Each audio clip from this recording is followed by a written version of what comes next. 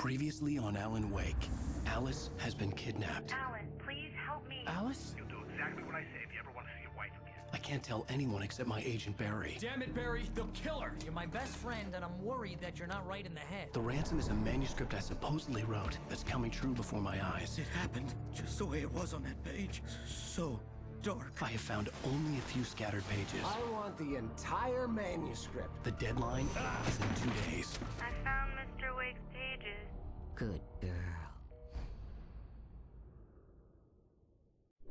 How the hell did she get her hands on the manuscript anyway? I don't know. She's resourceful. I told you you were too hard on her. Listen, I found out all sorts of interesting stuff while I was digging around. Yeah. Mr. Wake, it's Sheriff Breaker. We have an FBI agent here, Agent Nightingale. FBI? He's anxious to see you. You'd better come to the station. Okay, I'll be right over, Sheriff. Let's make this quick, huh? Help you folks? Name's Randolph. I'm the manager. We're looking for Rose. Works as a waitress down at the diner. Rose, sure. Nice girl. Who wants to know? I'm Alan Wake. The writer, huh? I heard on the radio you were visiting. Well, I'll show you her trailer. That Rose, she's a nice girl. Always pays her rent on time. As I was saying, Al, I found all sorts of weird stuff from the local newspaper's archives. This place is crazy. Disappearances, mysterious deaths, urban legends come true, and, get this, most of this stuff takes place around Cauldron Lake. Well, you ain't wrong, mister. The Indians thought the lake was a doorway to the underworld. I'm the God-fearing type myself. I don't hold with that sort of thing. Yeah, okay. Anyway, there was an island there owned by a guy called Thomas Zane. Now, some of the articles I found about him make him out to be a famous writer, but I ran a bunch of searches, couldn't find a single thing he wrote. Zane was heavily into diving, so much so that the place came to be called Diver's Isle. But the volcano under the lake erupted in 1970, and Zane went down with the island.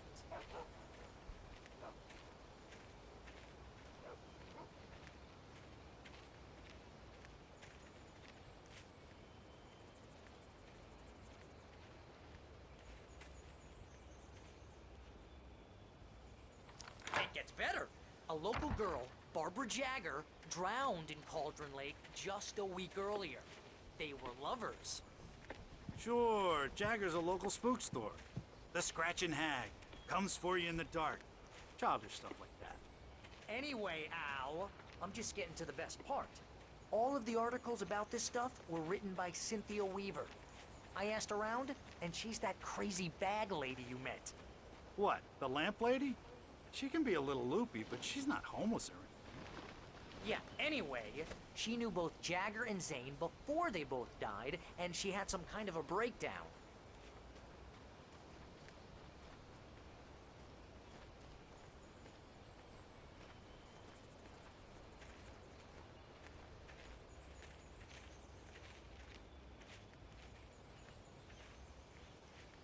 Well, mister, this here's Rose's trailer. You mind me asking what you want with her? We're just here to talk to her, pal.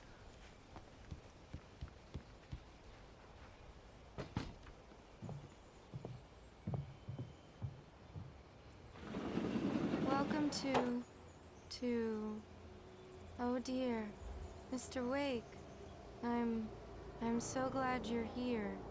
Rose, you have my manuscript? Oh. Oh yes. Yes. Please, come in. Hey, this is really good. Rose, Yes, my manuscript. I really need it. I understand. I know what you need. A muse to inspire you. Oh, for Barry? She doesn't have anything. Yeah, hey, Al? Al, what's... Oh... Barry! What? What?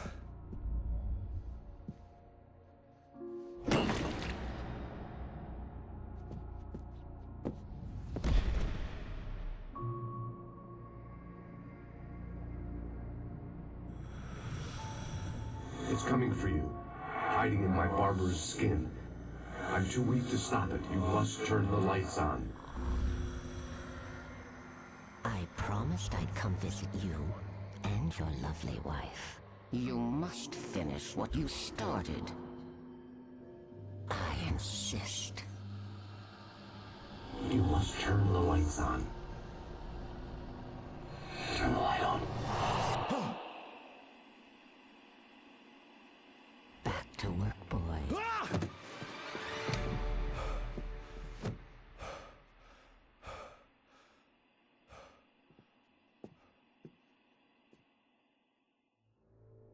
I felt nauseous, hungover. Only anger kept me going. I can't tell reality from dream anymore, but it seems I have an imaginary editor to help me. She's an old woman in a funeral dress. I call her Barbara Jagger. She's very strict. I'm writing faster and faster. My manuscript is being heavily revised. The edits are getting very aggressive, and each day there's less of me and more of her. I hate it, but I know she's right. She promises me I can save Alice this way. She knows more of this than I do. About the complex incantation I'm attempting. About this place.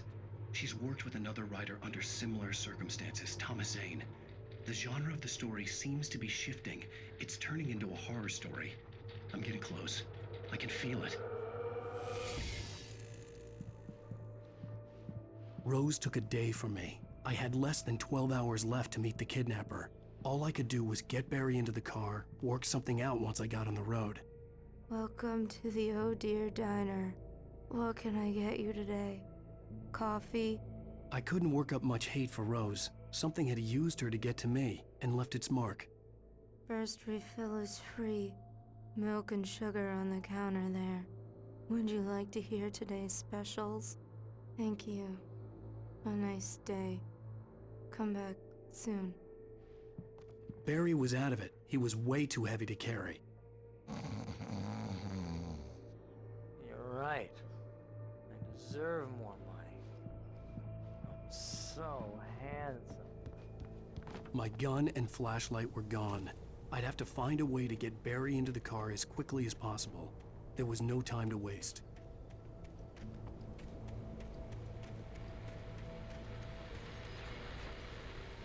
I just stepped outside to catch a breath of fresh air. Let me tell you, the weather's getting heavy. Nights like this make me especially glad I'm here talking to you and not home in bed. Once the weather takes a turn like this, I can't sleep at all. It's all tangled bed sheets and dark thoughts, punctuated by the occasional plunge into nightmare. Is it just me? Well, perhaps it is. But I hope I can make the night a little bit easier to get through. Caller, you're on KBF FM. Hey, Pat, it's Walt Snyder. What's on your mind, Walt? Well, I am the way you are, but, well, I can't sleep either, you know?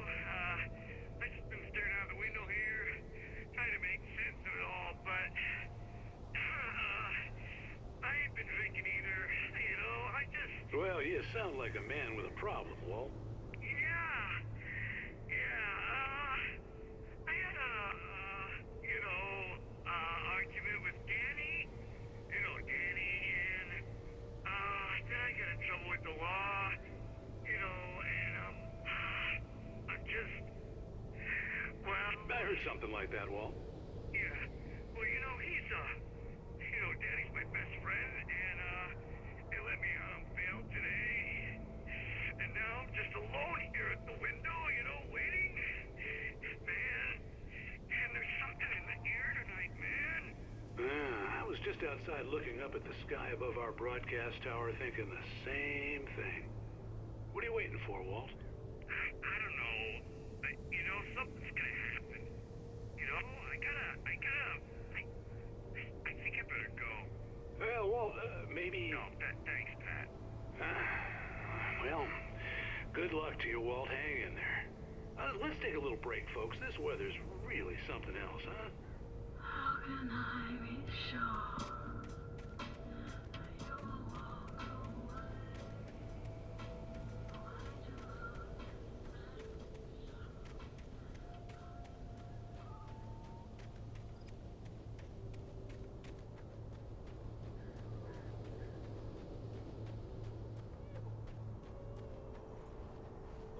you're gonna get it now.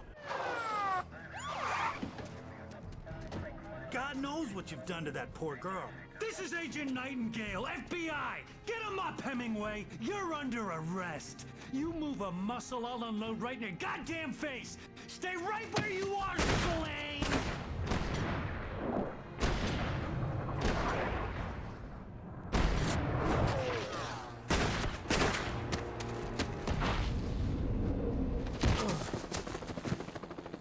What are you?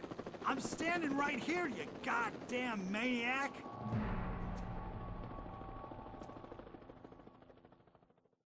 I hated to leave Barry behind, but there was no way I'd miss my appointment with the kidnapper.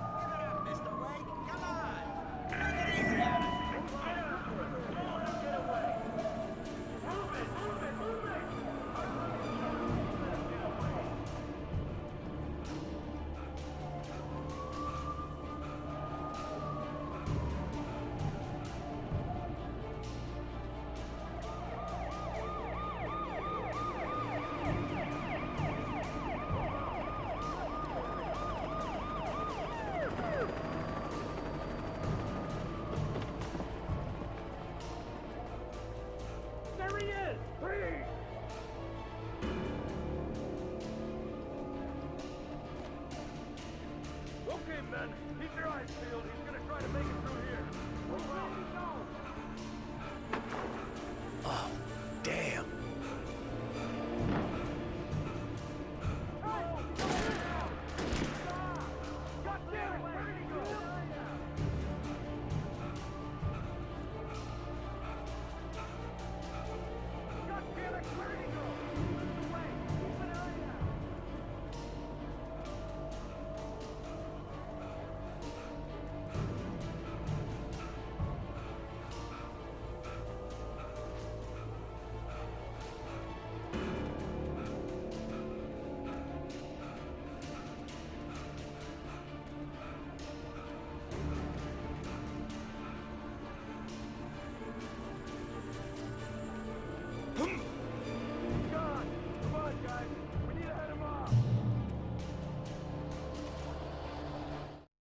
For decades, the darkness that wore Barbara Jagger's skin slept fitfully in the dark place that was its home and prison.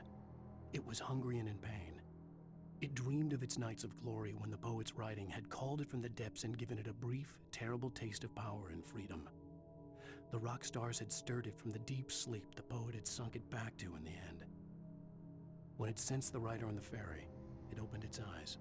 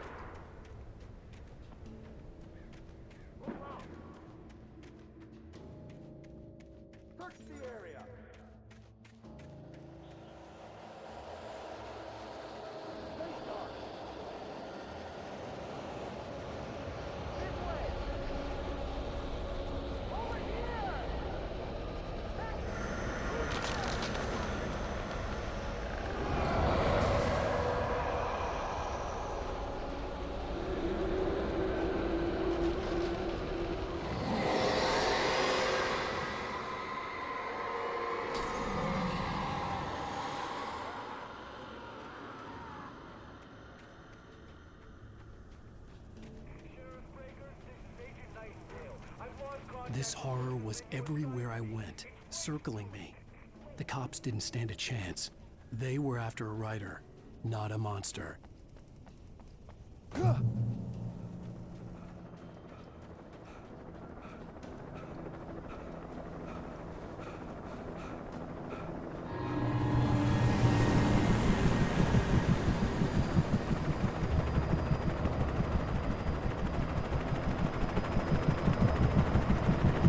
You on the ground. Hold it right there. There's nowhere to run. Freeze!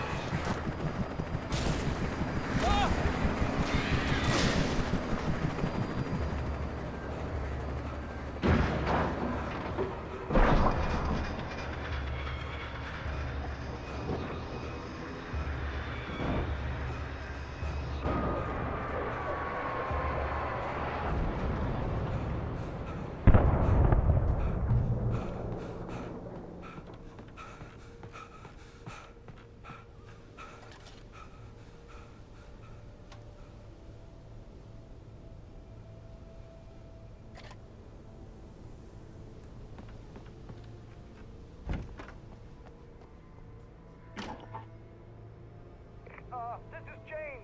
Mulligan, Thornton, come in. Over. Thornton here. Jane, we got both Wheeler and Rose in custody. They didn't put up a fight or anything. Why, they were... Hey, Mulligan, what are you doing? Come on. Sit down and give me that. Jane, Mulligan here. Over. Go ahead, Mulligan. Over. We got Wheeler and Rose here. Wheeler's drunk or hopped up on something. Speaking of which, that Fed had a pretty distinctive whiff of Otis Scotch about him, you know what I mean. Over. I don't have anything on that, Deputy Mulligan. Over. Well, whatever. Anyway, Rose is just being plain weird here.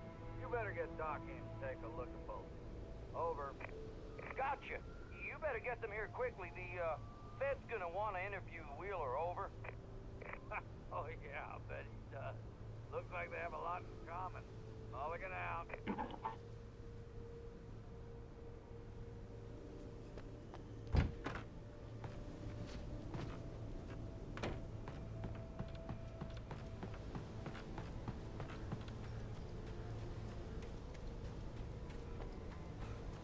I imagined that the broadcast tower in the distance was part of the local radio station. Maine seemed like a decent guy. Perhaps he could give me directions to the coal mine.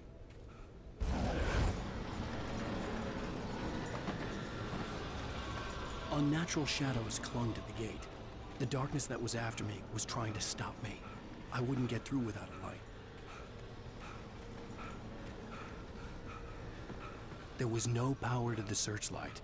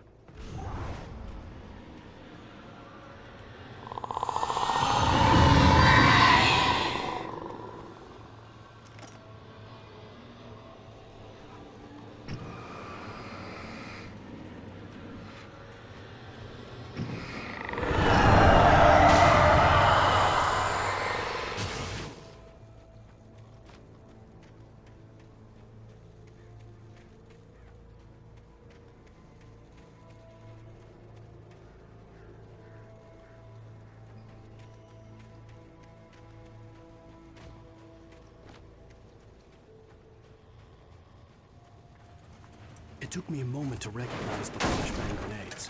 They were an ideal weapon for my situation. Team 1, come in. Over. Team 1, this is Sheriff Breaker.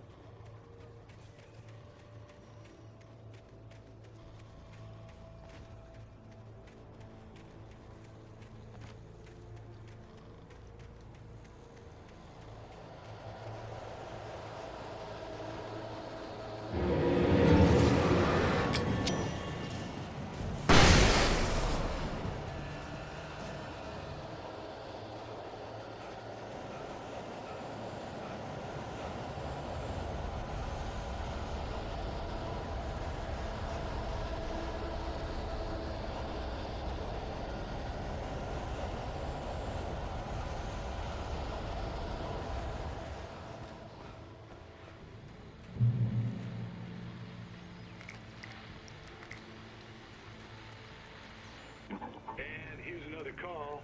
You're on KBFFM with Pat Maine. It's Milt Peabody, Pat. What's on your mind, Milt? Well, I live near the trailer park, Pat, and there's a big ruckus going on over there. Well, that's just up the road from me, too. What's going on, do you know? I don't know, but there's a bunch of police cars there, lots of sirens, a helicopter buzzing around, and I think I heard some gunshots. Gunshots? Yes, sir, like from a pistol. So can you find out what's going on? Because it's just next door and they're popping off guns there. They're still shooting? No, it was maybe 10, 15 minutes ago. It sounds serious, Pat. I'm telling you, it don't sound like no party. Well, I'm certainly going to give the station a call, Milt. Okay. You'll hear it here as soon as I hear from them. Okay, thanks.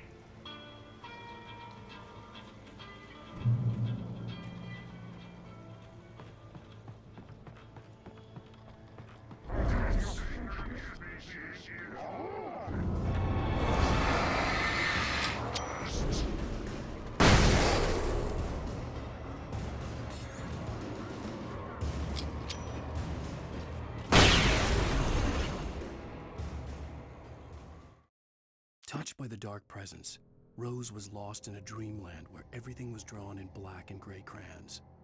The old lady had promised her that all her wishes would come true. She would be Alan Wake's muse. She was smiling so hard it hurt her face. She crushed a bottle full of sleeping pills into the coffee. Deep down inside, she was screaming in terror.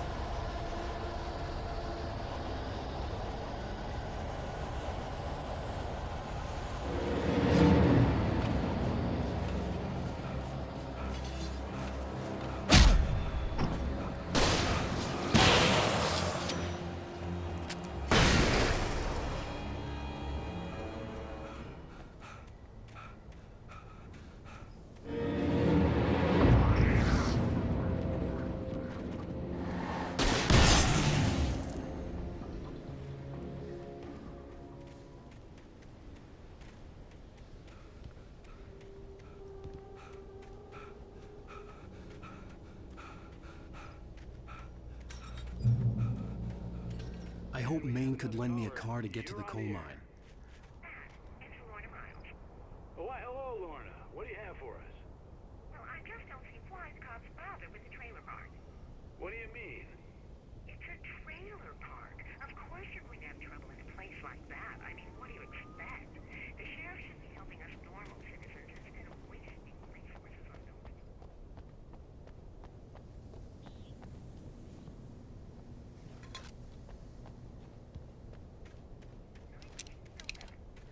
Well, thank you very much for that compassionate viewpoint, Lorna.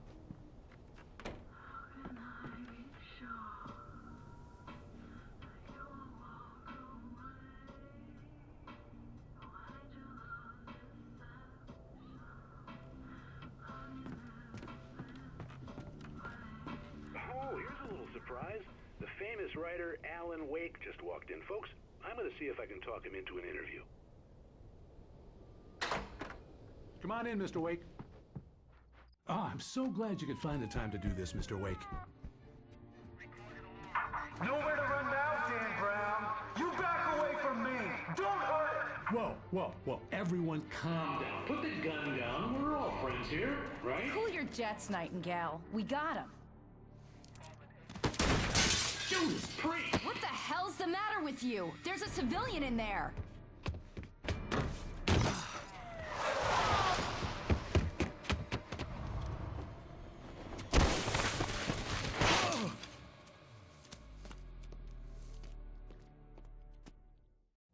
I'll get you yet, even if it kills me. You hear me?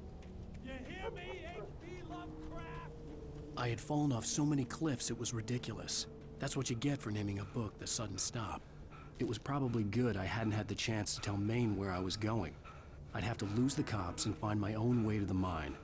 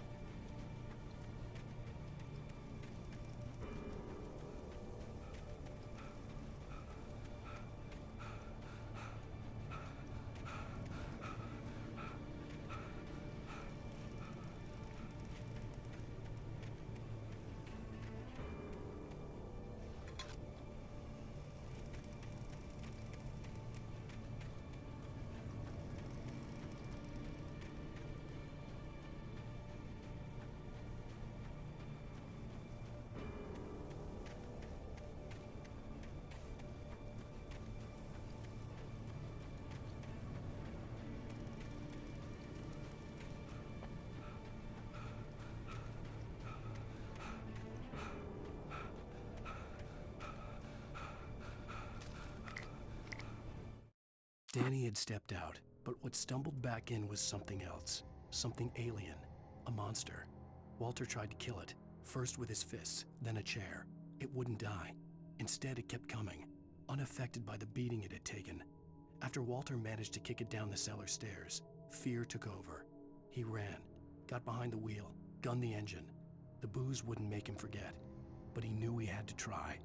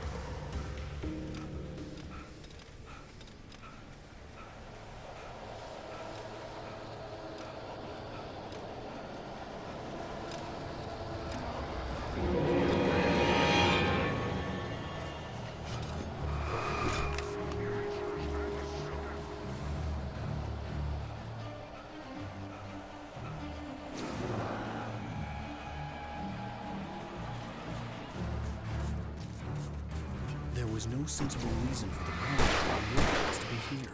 It was almost as if they'd been left for someone like me to use.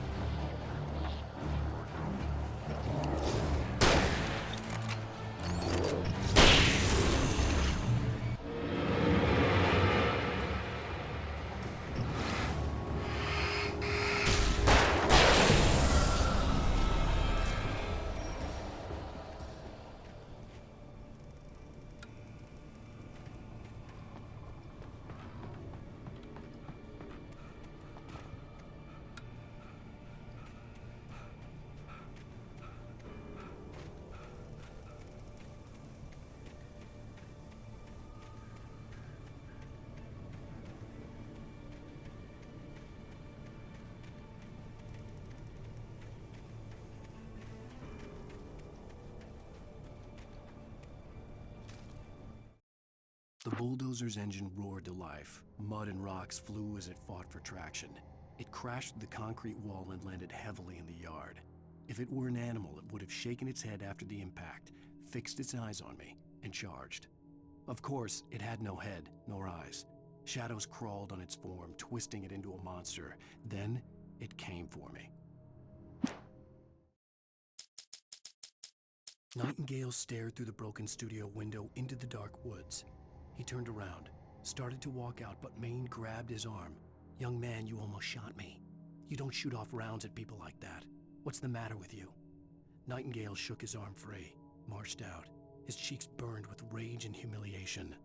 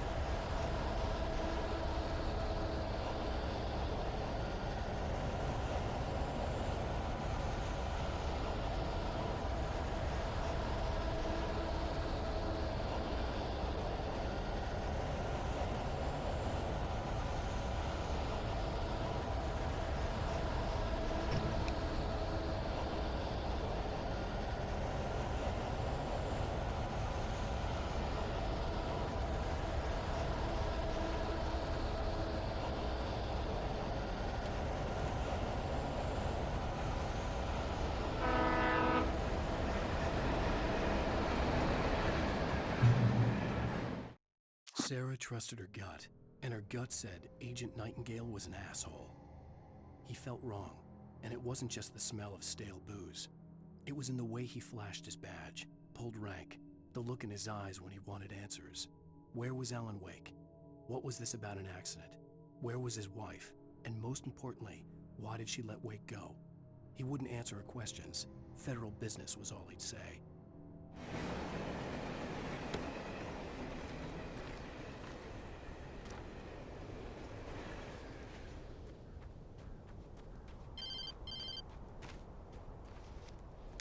Hello? The most stubborn man I've ever met. Alice? Alice? Alan, I'm so afraid. It keeps me in the dark. Please help me. I look at you, Alan, and it's not you. Something else. Looking out from behind your eyes. Alice, I'm here. I'm so alone here. It's all gonna go to hell. You need to be careful. Cooperate. The connection had been terrible, but that wasn't the only thing that hadn't been right with the call. She sounded wrong somehow, but she had called me.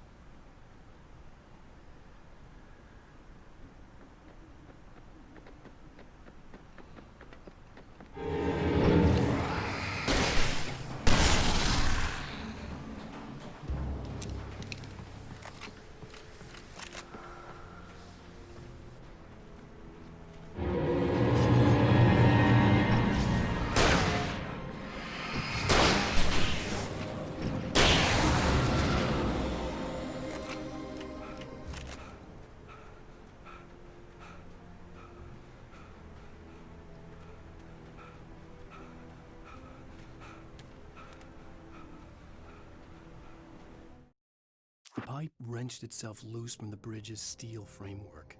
Wrapped in darkness, it floated in midair, twitching. For a moment, I didn't understand what I was looking at. The heavy object lurched at me with impossible force. I threw myself out of the way, but just barely. When I turned my flashlight on it, it shook in a dark rage, before it flew at me again.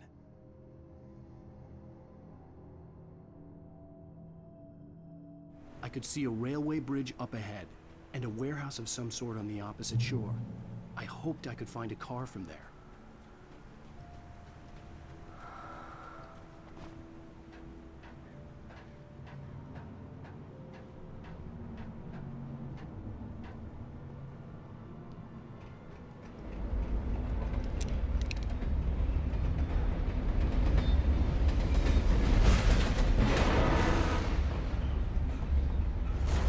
That was pursuing me was growing stronger, and it was taking over everything in its path.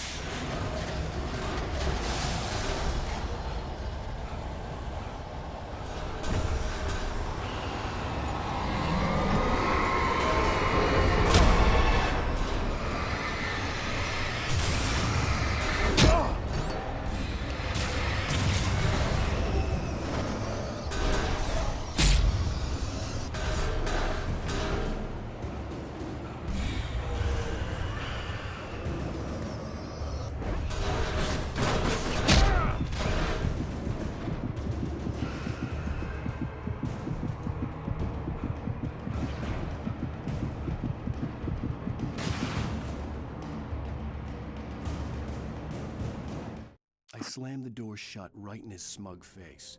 He pleaded for me to open the door. True to form, the asshole actually thought I would obey. I had no sympathy left, no guilt either, not for him. I took a moment to savor the scream. I bet I had a smile on my face. It was all that I had time for. The dark presence was inside the lodge with me.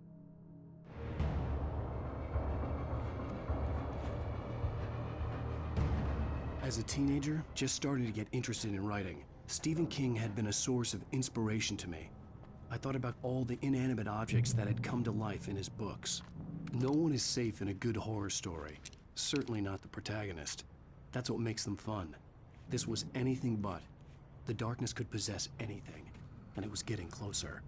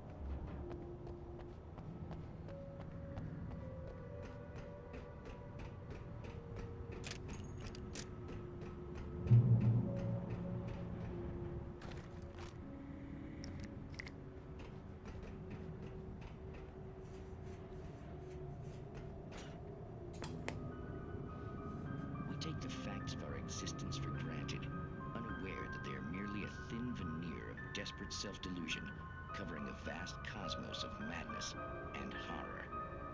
All too often, the stars are right, in Night Springs. Tonight's episode, a family occasion. Journalist Alvin Derle's trip to study the local customs of an insular community in Night Springs has been less than successful. Until tonight. Well, I'm glad you changed your minds about this. Ancient customs, local mythology. My editor loves this kind of stuff. Well, Mr. Derleth, we don't want to feel like we're on exhibition, but you have demonstrated the seriousness of your intent. Oh, I am serious. Really, just do your thing. I'll stay out of your way and observe. Actually, I thought you could assist us. I'm afraid we are a man short. It would provide you with an intimate perspective. Could I really? Of course, Mr. Derleth. Well, I guess that's the least what would I have to do? Oh, here. Let me show you with a kiss.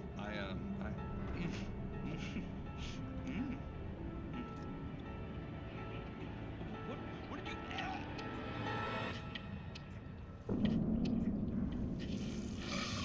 Oh, Mr. Derleth, you have well pleased Nixie Perka, the dweller in flesh. Your body shall host 1,000 young, and all shall be glory.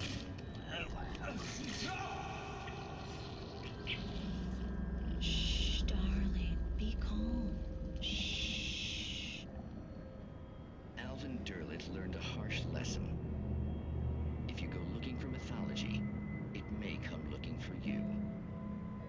And such quests always bear fruit. In Night Springs.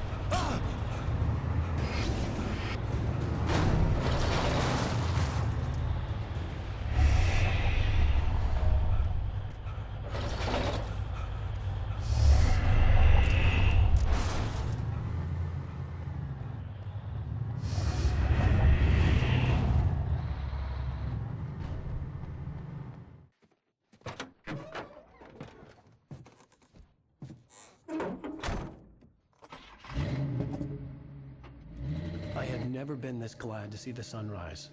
I had a couple of hours to get to the coal mine.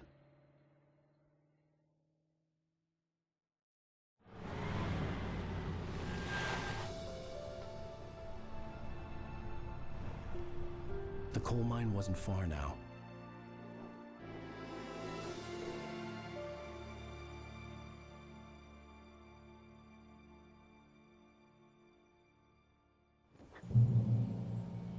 Today, I would meet the kidnapper, and he would give me Alice. I wouldn't give him any other choice. A drowning man will clutch at a straw.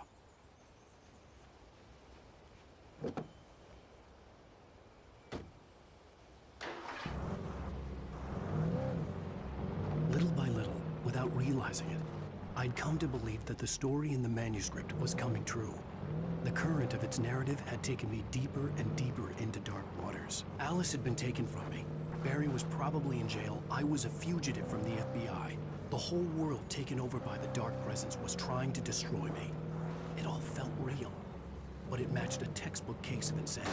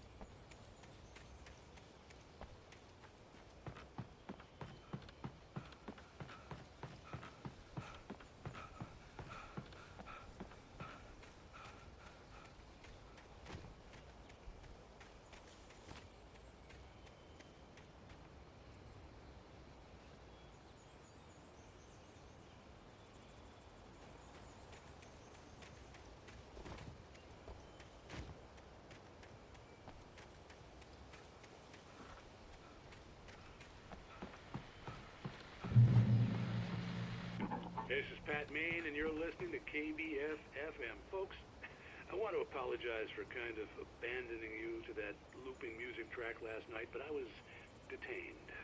You see, I encountered a big-shot G-man with an itchy trigger finger who could use a lesson in manners and a boot in the ass. Not necessarily in that order, either. Now, folks, I know I'm not being very informative here, and I apologize for that. I really should just keep quiet, but I'm just so peeved right now, because some people just shouldn't be carrying badges. I'm just glad that our Sheriff Breaker was there to straighten things out. And if someone I met last night is listening, let me just say, I'm sorry if my mouth got you in trouble. I'm pretty sure you're not the bad guy here. Godspeed, son. I hope you know what you're doing. Now, on a lighter note, I'll be talking to Dr. Nelson all morning. But first, a little music.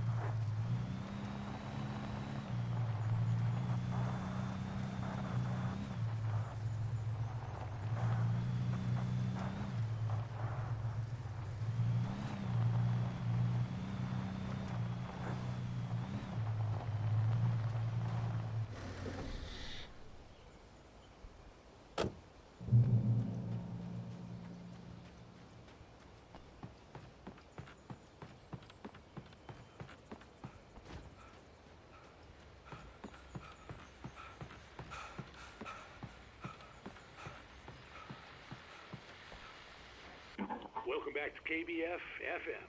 Hope you enjoyed that tune.